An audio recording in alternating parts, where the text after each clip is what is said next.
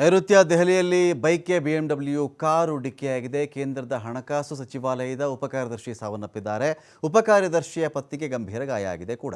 ನೈಋತ್ಯ ದೆಹಲಿಯ ಧೌಲಾ ಕೋಆನ್ನಲ್ಲಿ ಘಟನೆ ನಡೆದಿದೆ. ನವಜೋತ್ ಸಿಂಗ್ 52 ವರ್ಷ ಇವರಿಗೆ ಅವರು ತೀರ್ಕೊಂಡಿದ್ದಾರೆ. BNS ಸೆಕ್ಷನ್ 281, 125B, 105 ಮತ್ತು 238 ಇದರ ಅಡಿಯಲ್ಲಿ ಪ್ರಕರಣ ದಾಖಲಾಗಿದೆ. ಇಲ್ಲಿ BMW ಕಾರಿನ ಮಹಿಳಾ ಚಾಲಕಿ ಗಗನ್‌ಪ್ರೀತ್ ಕೌರ್ ಅರೆಸ್ಟ್ ಆಗಿದ್ದಾರೆ. ಹರಿಯಾಣದ ಗುರುಗ್ರಾಮ್ನ ನಿವಾಸಿ ಗಗನ್‌ಪ್ರೀತ್ ಕೌರ್ ವೇಗವಾಗಿ ಚಾಲನೆ ಮಾಡಿಕೊಂಡು ಬಂದು ಇವರಿಗೆ ಡಿಕ್ಕಿಯಾಗಿದೆ. ಅದು ಅನಂತರದಲ್ಲಿ ಇಲ್ಲಿ ನವಜೋತ್ ಸಿಂಗ್ ತೀರ್ಕೊಂಡಿದ್ದಾರೆ.